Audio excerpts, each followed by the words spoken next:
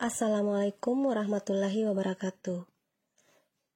Ibadah umroh merupakan panggilan ibadah yang sangat kita nanti-nantikan sebagai umat muslim. Sesuai judulnya, saya akan sharing tentang pengalaman perjalanan umroh saya di September 2022 kemarin. Perjalanan umroh ini selama 13 hari, 6 hari di Madinah dan 5 hari Mekah plus pulang pergi perjalanannya. Ini rombongan jamaah sekitar 80 orang, baru turun dari bis hotel, tiba di Bandara Sultan Hasanuddin Makassar. Pihak travel sudah membagikan paspor dan tiket untuk semua jamaah. Tadi usai sholat subuh, kami langsung menuju bandara dan memang belum sempat sarapan. Rencananya di bandara kita akan sarapan sekaligus antri untuk pemeriksaan di kantor imigrasi. Perjalanan akan dimulai dari naik pesawat direct Makassar langsung ke Madinah. Berangkatnya sekitar jam 7 pagi dan akan menempuh perjalanan yang lumayan panjang, sekitar 10 jam. Rasa haru mulai terasa saat masuk ke pesawat disambut kalimat talbiyah. Benar-benar haru dan saya sampai meneteskan air mata. Labbaik Allahumma labbaik. Ya Allah, aku datang memenuhi panggilan-Mu.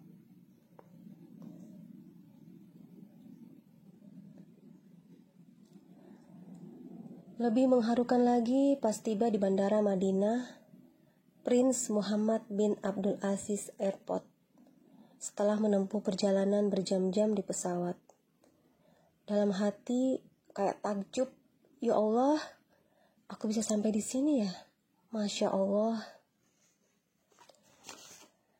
Dari bandara kami menuju ke hotel untuk makan dan istirahat sejenak, naruh barang-barang sebelum nantinya ibadah ke Masjid Nabawi. Dan beginilah suasana kota Madinah. Gedung dengan arsitektur yang indah, yang rata-rata warnanya sama semua ya, warna krem, keemasan. Hotel tempat kami menginap namanya Hotel Concorde, sekitar 5 menit dari pelataran Masjid Nabawi. Alhamdulillah, akhirnya bisa menginjakan kaki juga di kota Rasulullah. Ini jamaah sudah berada di pelataran Masjid Nabawi.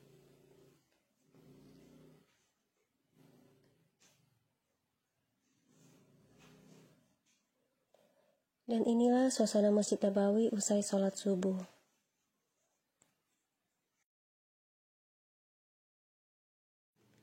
Masjidnya yang sangat indah, suasananya juga tenang, sejuk, syahdu, dan kita tuh benar-benar bisa menikmati ibadah kita di sini.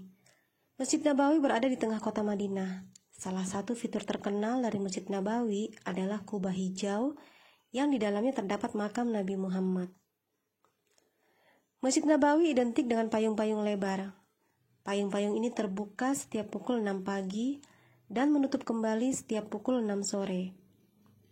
Payung-payung yang membuka dan menutup menjadi tontonan menarik bagi para jamaah. Masjid Nabawi benar-benar indah, Masya Allah. Interior masjid juga sangat artistik.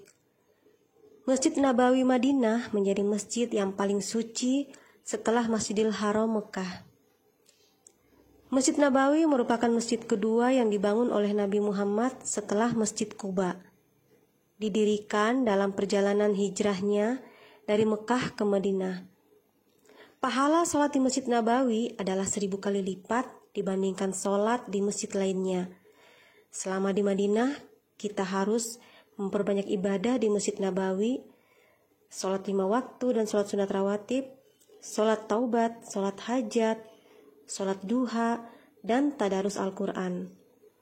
Hotel hanya untuk mandi, makan, istirahat sejenak, terus ke masjid lagi.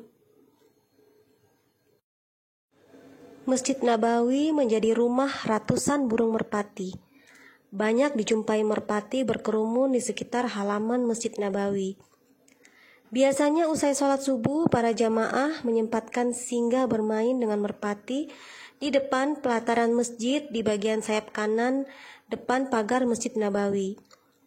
Ada yang membeli sekantung biji jagung untuk memberi makan merpati, atau ada juga yang hanya sekedar numpang selfie.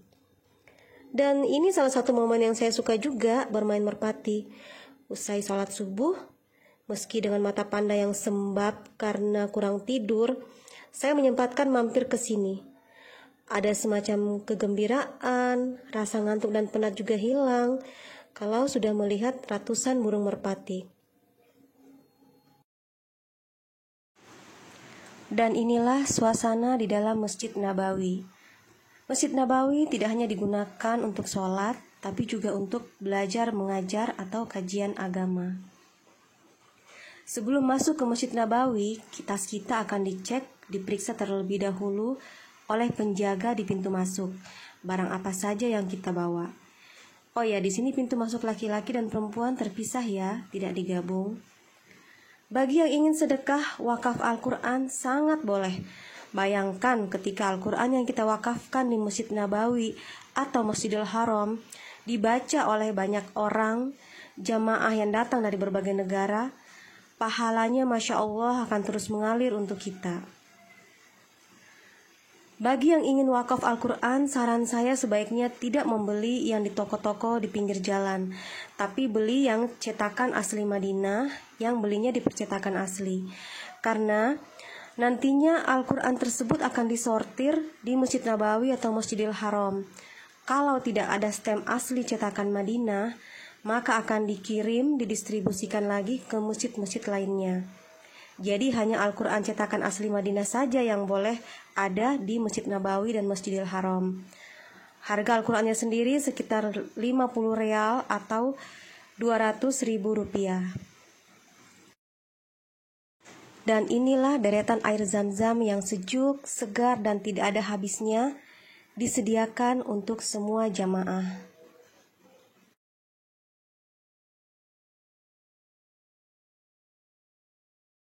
Saya suka Madinah karena kotanya tenang, tentram, dan nyaman buat stay dalam waktu yang lama.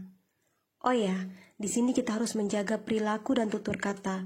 Tidak boleh takabur, angkuh sombong, mengeluh, atau berbicara sembarangan. Karena kadang, sikap dan omongan kita langsung dibayar kontan. Kita juga mungkin akan menjumpai hal-hal yang mengejutkan atau tidak mengenakan. Cukup langsung istighfar, mohon ampun sama Allah, dan berdoa diberi kemudahan kelancaran ibadahnya. Di sekitar masjid banyak toko-toko yang berjualan souvenir oleh-oleh, yang hampir sebagian besar toko penjualnya itu lancar berbahasa Indonesia. Ketika saya melakukan umrah di bulan September 2022 kemarin, Madinah sedang berada di musim panas. Cuaca mencapai 45 derajat Celcius. Namun meski terik dan silau, tapi udara tetap sejuk. Oh ya, kalau ingin mendapat tempat yang nyaman buat sholat di dalam Masjid Nabawi, pastikan datang sebelum waktu sholat ya. Ini semacam kipas angin atau AC yang menyemburkan air Zam-Zam untuk memberi kesejukan di sekitar pelataran masjid.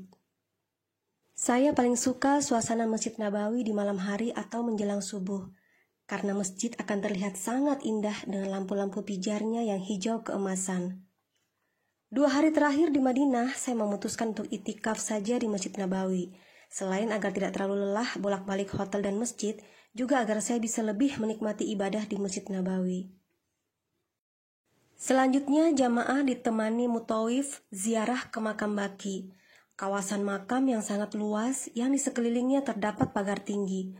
Letaknya di sebelah barat daya Masjid Nabawi. Sekitar 10.000 sahabat termasuk para syuhada perang Badar dan Uhud, serta keluarga Nabi Muhammad dimakamkan di sini. Kita tidak akan menemukan satupun nisan yang memiliki nama di sini. Hanya berupa nisan biasa, batu-batu, dan gundukan pasir sebagai tanda. Dan inilah momen yang dinanti-nanti, antri masuk ke Raudah atau Taman Surga, salah satu tempat paling mustajab untuk berdoa. Kalau kita berdoa di situ, diijabah insya Allah. Letaknya antara mimbar dan makam Rasulullah yang ditandai dengan pilar-pilar di dalamnya.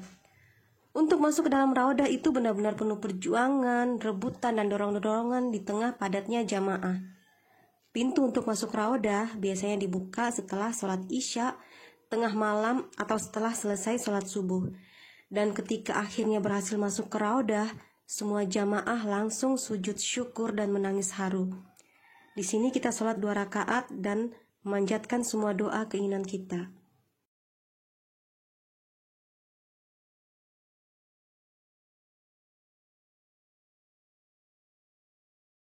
Hari berikutnya kami city tour bersama muthaif atau pembimbing jamaah ke beberapa titik di Madinah sekaligus napak tilas perjalanan Rasulullah. Tujuan utamanya adalah Masjid Quba. Untuk masuk di sini juga penuh perjuangan dan harus agak dorong-dorongan berdesakan dengan banyaknya jamaah. Masjid Quba merupakan masjid pertama yang dibangun Rasulullah. Di sini kita disunahkan datang di hari Sabtu dan sholat 2 rakaat.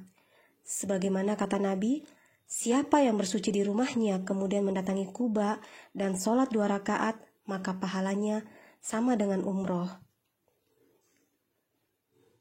Selanjutnya dengan menggunakan bis, jamaah melanjutkan perjalanan melewati Masjid Bilal, Masjid Qiblatain, Masjid Syuhada, Jabal Uhud, melihat bekas perang Khandak, dan ke kebun kurma yang menjual berbagai macam kurma. Destinasi berikutnya, jamaah menuju Jabal Mahnet. Jabal Mahnet atau Bukit Mahnet yaitu suatu kawasan seperti gurun pasir dan perbukitan batu yang indah di mana ada fenomena ajaib di dalamnya. Dalam posisi mesin dimatikan, kendaraan masih bisa melaju kencang karena pengaruh magnet yang kuat. Nah, bagi yang penasaran ingin melihat unta, di sini ada banyak unta. Dibolehkan juga berkeliling naik unta, cukup dengan membayar 10 real atau sekitar 40.000 rupiah. Selanjutnya kami kembali ke hotel untuk persiapan ke Mekah.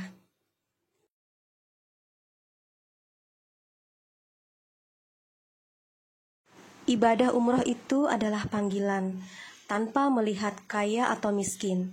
Kalau Allah sudah memanggil, maka segala cara dan jalan akan dibukakan seluas-luasnya. Cukup perkuat doa dan niat kita. Saya doakan semoga semua yang belum umroh bisa disegerakan mendapat keluasan rezeki dan panggilan untuk bisa segera umroh. Buat yang sudah umroh, semoga bisa umroh lagi.